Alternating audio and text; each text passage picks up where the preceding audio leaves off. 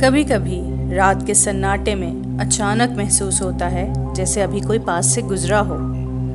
کبھی کبھی اچانک ہمارے رونگٹے کھڑے ہو جاتے ہیں۔ کبھی کبھی احتیاط سے رکھی ہوئی چیزیں اچانک غائب ہو جاتی ہیں اور لاکھ ڈھونڈنے پر بھی نہیں ملتی، اور پھر یوں ہی اچانک اسی جگہ سے مل جاتی ہیں جہاں آپ نے بہت بار دیکھا ہوتا ہے۔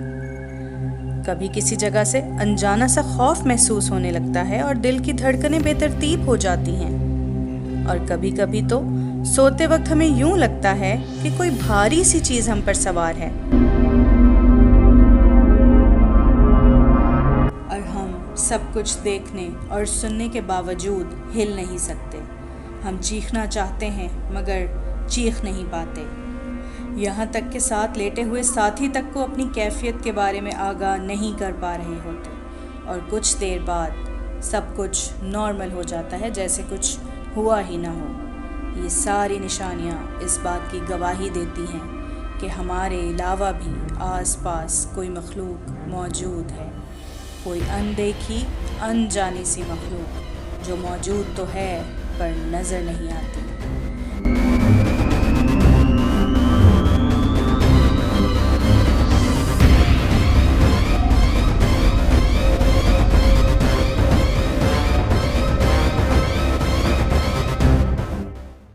قرآن پاک ہمارے ان محسوسات کو تصدیق کی سند سورہ حجر میں یوں دیتا ہے: وَالْجَانَّ خَلَقْنَاهُ مِنْ قَبْلُ مِنْ نَارِ السَّمُومِ، اور جنوں کو ہم نے اس سے پہلے بے دھوئیں کی آگ سے پیدا کیا۔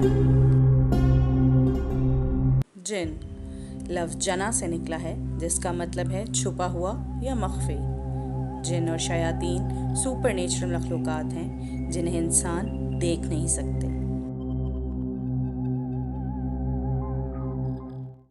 قرآن میں ایک اور جگہ جنات کی موجودگی کا ذکر سورہ رحمان میں یوں بیان کیا گیا ہے: وَخَلَقَ الْجَانَّ مِن مَّارِجٍ مِّن نَّارٍ، اور اس نے جن کو بغیر دھوئیں والی آگ کے خالص شعلے سے پیدا کیا۔ حضرت محمد مصطفیٰ صلی اللہ علیہ وآلہ وسلم نے بھی فرمایا کہ فرشتوں کو روشنی اور جنات کو بے دھوئیں کی آگ سے پیدا کیا گیا۔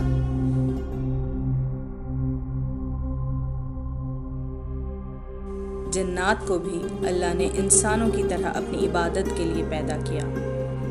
ان کے لیے سزا اور جزا کا تصور بھی انسانوں سے مختلف نہیں ہے، جیسا کہ اللہ نے قرآن پاک کی سورہ ذاریات میں یوں فرمایا ہے: وَمَا خَلَقْتُ الْجِنَّ وَالْإِنسَ إِلَّا لِيَعْبُدُونِ، اور میں نے جنوں اور انسانوں کو اسی لیے پیدا کیا کہ وہ میری عبادت کریں۔ جنات میں اچھے اور گمراہ دونوں ہی جنات ہوتے ہیں، مسلمان بھی اور غیر مسلم بھی ہوتے ہیں۔ کچھ غیر مسلم جنات اسلام سے انسپائر ہو کے اپنا مذہب تبدیل کر لیتے ہیں، یعنی مسلمان ہو جاتے ہیں۔ جنات کی زندگی انسانوں سے بہت مطابقت رکھتی ہے۔ وہ کھاتے پیتے بھی ہیں، شادیاں بھی کرتے ہیں، اور ان کی اولاد بھی ہوتی ہے، اور انہیں بھی انسانوں کی طرح ہی ہدایات اور تعلیمات ملتی ہیں۔ جنات ہماری ہی دنیا میں ایک الگ ڈائمنشن میں رہتے ہیں، یعنی ان کے اور ہمارے درمیان اللہ کی طرف سے ایک پردہ حائل ہے جس کے پار ہم نہیں دیکھ سکتے، مگر وہ اللہ کے حکم سے ہمیں دیکھ سکتے ہیں اور ہمارے جسموں پر قبضہ بھی کر سکتے ہیں، مگر اللہ پاک اور اس کے پیارے نبی محمد مصطفیٰ صلی اللہ علیہ وآلہ وسلم نے کچھ مسنون دعائیں ہم تک پہنچائی ہیں جن کے اذکار کی بدولت ہم ان کی شر انگیزیوں سے بچ سکتے ہیں۔ ان کی زندگی انسان کی زندگی سے کہیں زیادہ ہوتی ہے۔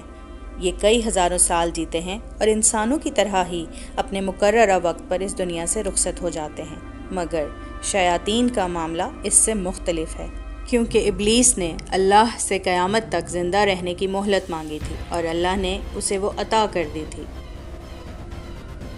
ان مخلوقات میں سے جو ایمان لاتے ہیں وہ جنات، اور جو ایمان نہیں لاتے انہیں شیاطین کہا جاتا ہے۔